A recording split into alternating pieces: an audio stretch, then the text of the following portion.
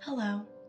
As you may know, this is a self-improvement channel, and to be honest, I've been struggling with the specific part in my life, and that is dating. I've learned a few things from friends and family just by talking, and it might seem obvious at first, but we were talking about labels, and I've come to realize that labels are only helpful if they clarify things, and sometimes they can complicate things. And for a long time, I mistook secure behavior for avoidance. For example, if someone didn't text me right away, I'd worry that they were pulling away, specifically in dating and romantic relationships. But I've come to realize that consistency shows up in different ways, and it doesn't always mean constant communication. It can mean showing up when it matters, like being fully present in person and allowing space to build natural anticipation. So giving them space to miss you. And constant texting isn't the only form of care. There are many other different ways of showing care. And sometimes it's about trusting the connection enough to not fill every silence.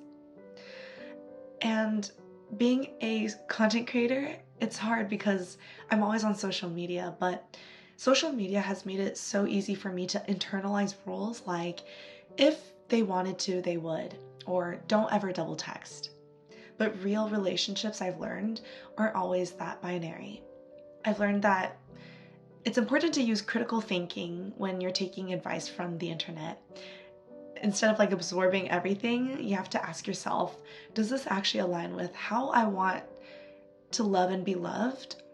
Because not everything that sounds confident on the internet is healthy or meant for you. And you can take whatever resonates and leave what doesn't. I've also learned the difference between expectations and standards. I value a slow burn relationship. I value it, but I'm not used to it. I value the kind of relationship, that kind of connection that deepens over time, not the one that just is passionate and rushes into intensity. And even though I grew up in a very loving and securely attached family, I've noticed that in romantic relationships, I tend to need more verbal reassurance. And that's why the passionate, let's be exclusive right away type of dynamic can feel so tempting to me, because it gives me the illusion of certainty. But I've learned to ask, do we just vibe right now, or do we actually work in real life over time? A slower pace can make space for that answer to unfold naturally. When you're in the future, if you do get married, right, you're marrying two families together. It's not just you and the other person. So you have to make sure that you align in bigger values and morals. And I've also realized that attachment styles aren't fixed. They're very fluid. Different relationships you get into, they bring out different parts of you. And one person might trigger old wounds, while another person can make you feel very safe. The best kind of connection I found is one where your partner brings out the most secure and loving version of you. And that awareness has helped me to recognize my triggers and give myself enough space to not spiral or self-sabotage.